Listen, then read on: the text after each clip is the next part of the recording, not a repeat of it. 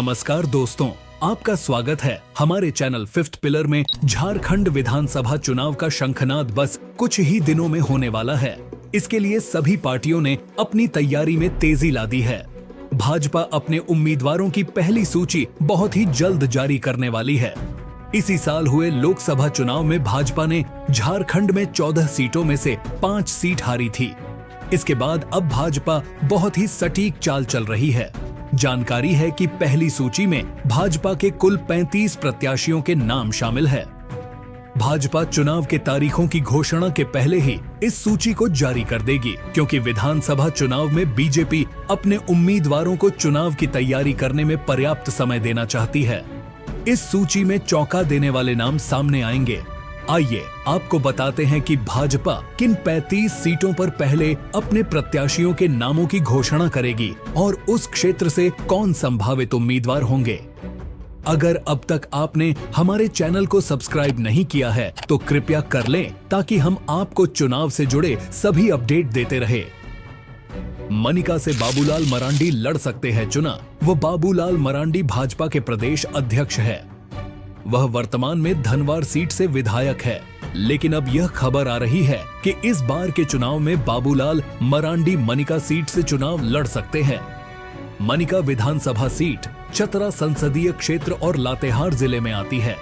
यह एक आदिवासी आरक्षित सीट है। साल 2019 में हुए विधानसभा चुनाव में भाजपा यह सीट हार गई थी। इस चुनाव में कांग्रेस के प्रत्याशी रामचंद्र सिंह ने भाजपा प्रत्याशी रघुपाल सिंह को 16,240 वोट से हराया था। अब मनिका से भाजपा अपने मजबूत सिपाही प्रदेश अध्यक्ष बाबूलाल मरांडी को चुनावी मैदान में उतारना चाहती है। शिकारीपाड़ा से परितोष सोरेन को एक बार फिर से भाजपा देगी मौका। इस बार शिकारीपाड़ा से भाजपा परितोष सोरेन को एक बार फिर से मौका देगी। परितोष पिछले 3 बार से इस सीट से चुनाव लड़ रहे हैं, लेकिन उन्हें सफलता नहीं मिली। इस बार भी भाजपा उन्हें ही मौका देगी। इस सीट से नलिन सोरेन की उपस्थिति की कमी जरूर महसूस होगी। नलिन सोरेन ने 2024 लोकसभा चुनाव में दुमका सीट से भाजपा प्रत्याशी सीता सोरेन को हराया और सांसद बन गए। अब इस सीट से झामुमो किस उम्मीदवार को चुनावी मैदान में उतारती है, यह देखने वाली बात होगी। देखने वाली बात यह भी होगी कि क्या परितोष सोरेन शिकारीपाड़ा सीट में शिकार बनते हैं या शिकार करते हैं। दुमका से बसंत सोरेन के सामने होंगी लुइस मरांडी। दुमका को संथाल का केंद्र माना जाता है। इस सीट से भाजपा इस बार पूर्व मंत्री लुइस मरांडी को चुनावी मैदान में उतारेगी। लुइस मरांडी भाजपा के टिकट पर पहले भी दुमका से चुनाव लड़ चुकी है। उन्होंने इस सीट से साल 2014 के विधानसभा चुनाव में झामुमो के दिग्गज नेता हेमंत सोरेन को हराया था। साल 2019 में हुए चुनाव में हेमंत सोरेन ने 2 सीट से चुनाव लड़ा था, दुमका और बरहेट से। वह दोनों ही सीट पर जीत गए थे। इसके बाद उन्होंने दुमका सीट छोड़ दी थी। साल 2020 में दुमका में उपचुनाव हुए और बसंत सोरेन चुनाव जीतकर विधायक बने। लुइस मरांडी का दुमका से चुनाव लड़ना तय है। इस सीट में उनकी दावेदारी पहले से ही है। बीजेपी उनके नाम पर जल्द ही मोहर लगा देगी। इस बार लुइस मरांडी के सामने हेमंत सोरेन के भाई बसंत सोरेन होंगे। लुइस मरांडी के लिए दुमका पर विजय पाना आसान नहीं होगा। जामताड़ा सीता सोरेन या दुबराज मंडल किसे चुनेगी भाजपा।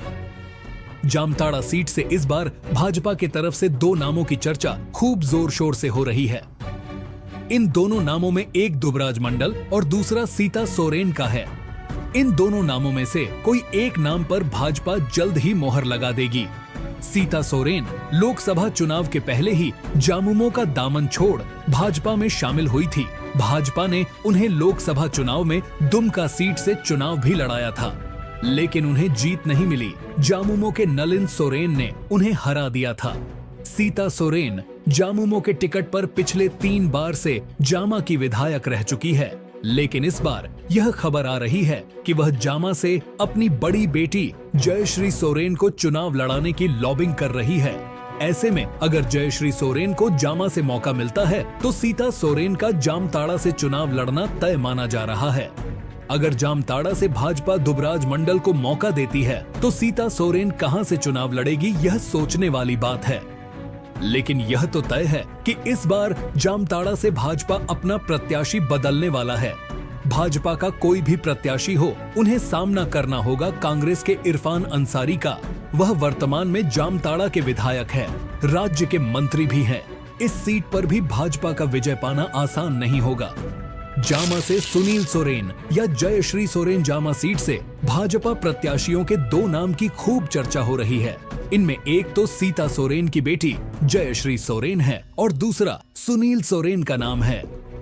इस साल हुए लोकसभा चुनाव में सुनील सोरेन का दुमका से टिकट कट गया था। उनके जगह सीता सोरेन को मौका दिया गया था, लेकिन वह हार गई। भाजपा सुनील सोरेन को नाराज नहीं करेगी।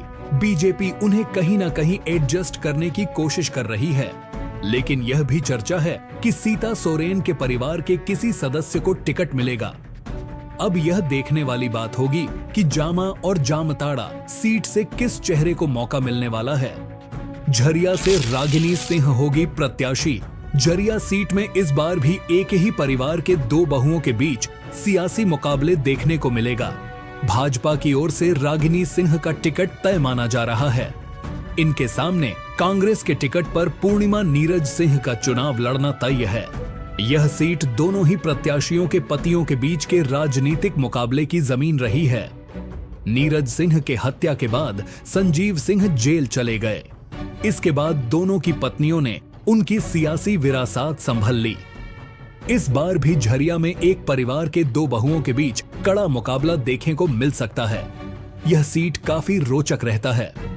साल 2019 में पूर्णिमा नीरज सिंह ने यहां से चुनाव जीता था। इस बार यहां से किसे जीत मिलती है, यह देखना काफी रोचक होगा। बाघमारा से कौन, शेखर सिंह या शत्रुघ्न महतो? बाघमारा सीट ढुल्लू महतो के धनबाद से सांसद बनने के बाद खाली हो चुकी है। इस सीट से भाजपा की ओर से शेखर सिंह या शत्रुघ्न महतो की चुनाव लड़ने की खूब चर्चा हो रही है। यह देखना है कि भाजपा बाघमारा से किसे चुनावी मैदान में उतारेगी। इस बात की भी खूब चर्चा है कि सांसद ढुल्लू महतो अपने भाई शत्रुघ्न महतो के लिए बाघमारा सीट की लॉबिंग कर रहे हैं। वहीं ढुल्लू महतो की पत्नी के चुनाव लड़ने की भी खूब चर्चा हो रही है। अब देखने वाली बात है कि भाजपा बाघमारा से किसे अपना सिपाही बनाती है। खूंटी से नीलकंठ सिंह मुंडा का टिकट तय। खूंटी से नीलकंठ सिंह मुंडा भाजपा के वर्तमान विधायक है। वह इस सीट से चुनाव जीतते आ रहे हैं। उनका टिकट तय ही है। हालांकि इसी साल हुए लोकसभा चुनाव में खूंटी से कांग्रेस प्रत्याशी कालीचरण मुंडा ने भाजपा के अर्जुन मुंडा को बड़े अंतर से चुनाव हराया था। यह सीट भाजपा को जीतना बहुत अहम होगा, क्योंकि पिछले चुनाव में भाजपा ने सिर्फ 2 आदिवासी सीट पर चुनाव जीता था, वह खूंटी और तोरपा थी। इस बार यह देखना होगा कि भाजपा इस सीट से जीत हासिल कर पाती है या नहीं। बेरमो से पार्टी किसे देगी मौका? योगेश्वर महतो या रविंद्र पांडेय? भाजपा इस बार बेरमो से योगेश्वर महतो या रविंद्र पांडेय को चुनावी मैदान में उतार सकती है। भाजपा इस बार किसी भी हाल में झारखंड जीतना चाहती है। ऐसे में वह अपने किसी भी नेता को नाराज नहीं देखना चाहती है। योगेश्वर महतो ने इस सीट से साल 2014 में कांग्रेस के राजेंद्र सिंह को बड़े अंतर से हराया था।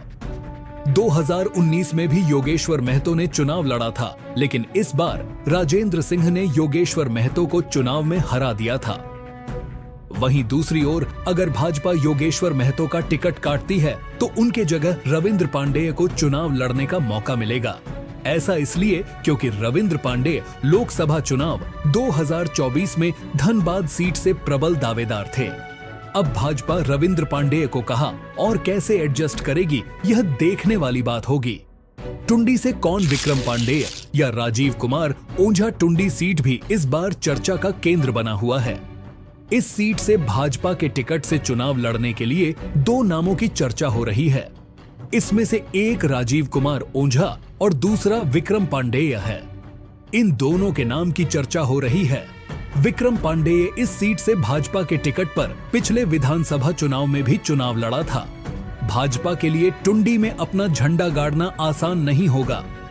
इस सीट से भाजपा के सामने जामुमो के मथुरा प्रसाद महतो होंगे।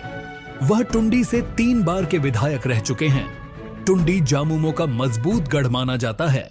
सरायकेला से चंपाई सोरेन फिक्स इस सीट पर कोई संकोच करने वाली बात है ही नहीं, क्योंकि भाजपा ने पूर्व मुख्यमंत्री चंपाई सोरेन को अपने पाले में शामिल कर लिया है। इस सीट से भाजपा चंपाई सोरेन को अपना उम्मीदवार बनाएगी। चंपाई सोरेन इस सीट से झामुमो के टिकट पर 25 साल के विधायक रह चुके हैं। वह मुख्यमंत्री भी रहे, लेकिन अब वह भाजपा में है। इस सीट पर झामुमो को अब नया चेहरा तलाशने की जरूरत है। वहीं इस सीट से पहले भाजपा के प्रत्याशी रह चुके गणेश महाली को किसी और सीट में मैनेज करने की चर्चा हो रही है। यह चर्चा है कि गणेश महाली को खरसावां से चुनाव लड़ाया जा सकता है। देखना है कि चंपाई सोरेन के सामने अब झामुमो किसे चुनावी मैदान में उतारेगी। इस सीट में भी चुनाव काफी रोचक होने वाला है। जगन्नाथपुर से गीता कोड़ा होंगी उम्मीदवार। जगन्नाथपुर सीट से भाजपा की ओर से गीता कोड़ा का नाम फिक्स माना जा रहा है।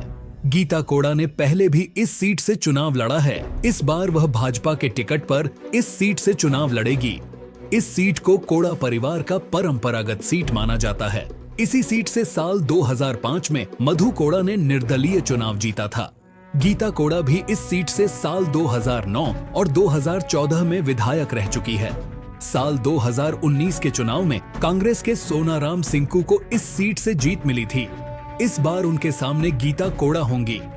अब यह देखने वाली बात है कि क्या गीता कोड़ा को जीत मिलेगी या कांग्रेस इस सीट को फिर से जीत जाएगी। घाटशिला से बाबूलाल सोरेन लड़ सकते हैं चुनाव इस सीट से। भाजपा इस बार बाबूलाल सोरेन को चुनावी मैदान में उतार सकती है। ऐसा इसलिए क्योंकि जब चंपाई दिल्ली में अमित शाह से मिलने गए थे, तब उनके साथ उनके पुत्र बाबूलाल सोरेन भी मौजूद थे। 30 अगस्त को दोनों ही चंपाई सोरेन और बाबूलाल सोरेन ने भाजपा ज्वाइन किया था। बाबूलाल सोरेन घाटशिला विधानसभा क्षेत्र में सक्रिय हो चुके हैं। उनके सामने झामुमो के दिग्गज नेता वर्तमान के मंत्री रामदास सोरेन होंगे। वह तो अब राज्य के मंत्री भी हैं। बाबूलाल सोरेन अगर इस सीट से चुनाव लड़ते हैं तो उनके लिए रामदास सोरेन को हराना आसान नहीं होगा। सीसई से दिनेश उरांव के जगह अरुण उरांव। इस सीट से यह चर्चा है कि भाजपा इस बार अरुण उरांव को चुनावी मैदान में उतारेगी। यह पूर्व स्पीकर दिनेश उरांव की सीट थी। पिछली बार के चुनाव में भाजपा इस सीट से हार गई थी। इस बार यह चर्चा है कि भाजपा अपना प्रत्याशी बदलने वाली है। इस सीट से भाजपा अरुण उरांव को चुनाव लड़ने का मौका देने वाली है। साल 2019 के चुनाव में झामुमो के जिग्गा होरा ने जीत हासिल की थी।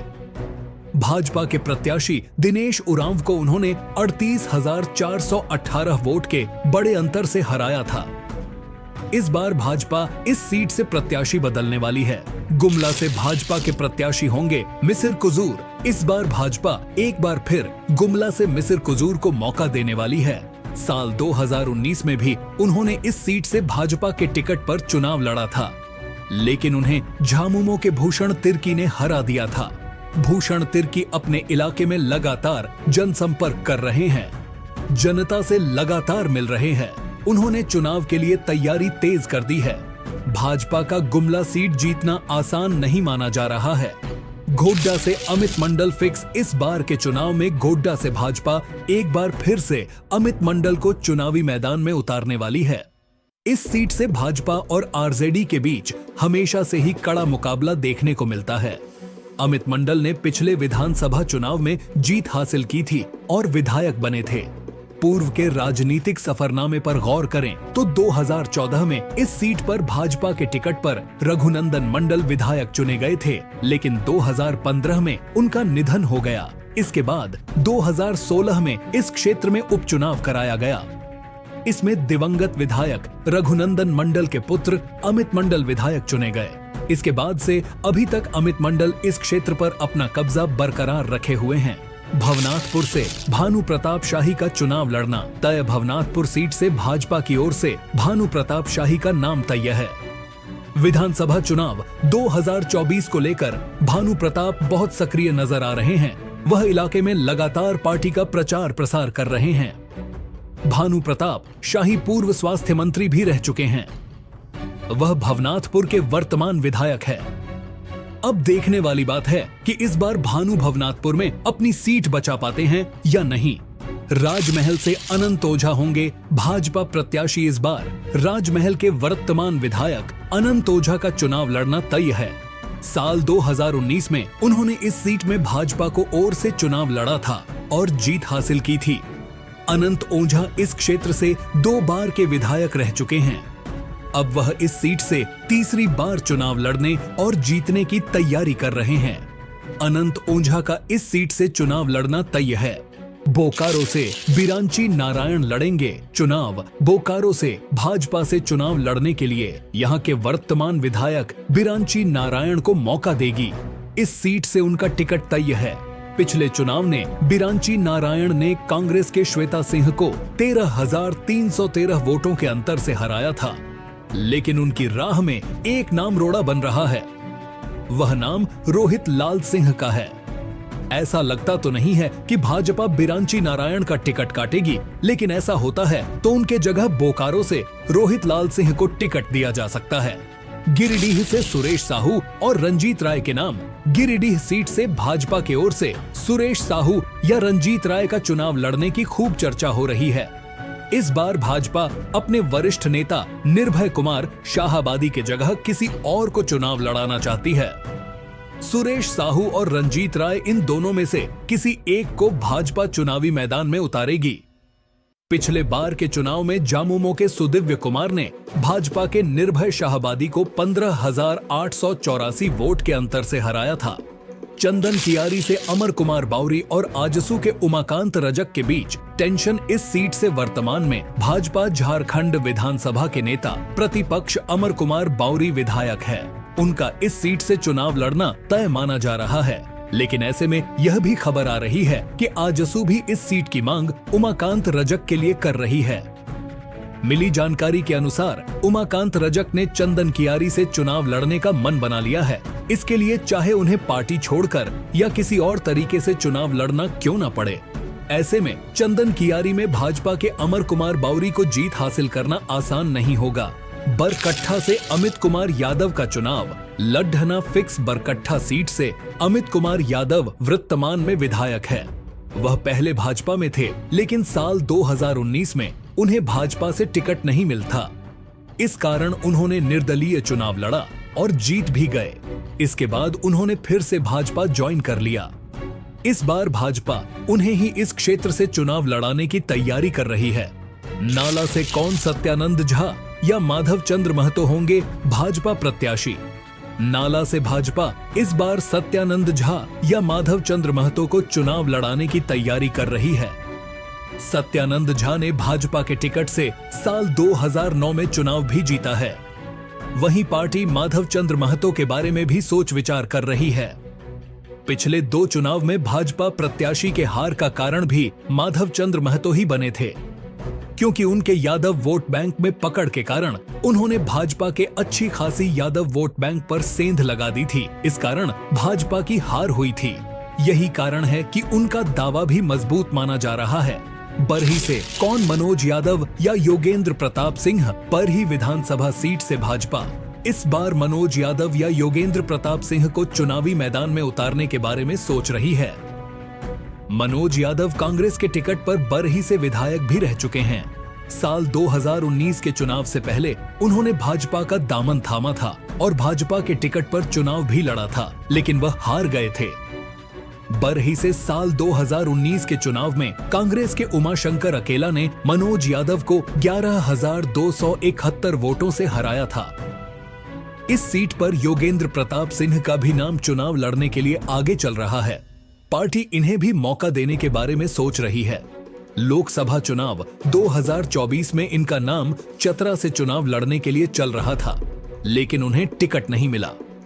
अब पार्टी इन्हें कैसे और कहां एडजस्ट करती है, यह देखने वाली बात है। लातेहार से प्रकाश राम फिक्स। इस बार भाजपा प्रकाश राम को लातेहार से चुनाव लड़ाने के बारे में सोच रही है। प्रकाश राम आरजेडी के टिकट पर भी चुनाव लड़ते आ रहे हैं। साल 2014 के चुनाव में उन्होंने भाजपा के टिकट पर चुनाव भी जीता था। साल 2019 के चुनाव में जामुमो के बैद्यनाथ राम ने भाजपा से प्रकाश राम को 16,328 वोट के अंतर से हराया था। एक बार फिर से भाजपा उन्हें मौका दे रही है। लेकिन उनका चुनाव जीतना आसान नहीं होगा, क्योंकि बैद्यनाथ राम हेमंत सोरेन के कैबिनेट में मंत्री भी है। मधुपुर से राज पलिवार और गंगा नारायण सिंह है संभावित प्रत्याशी। इस बार भाजपा मधुपुर सीट से राज पलिवार या गंगा नारायण सिंह को चुनावी मैदान में उतारने का विचार कर रही है।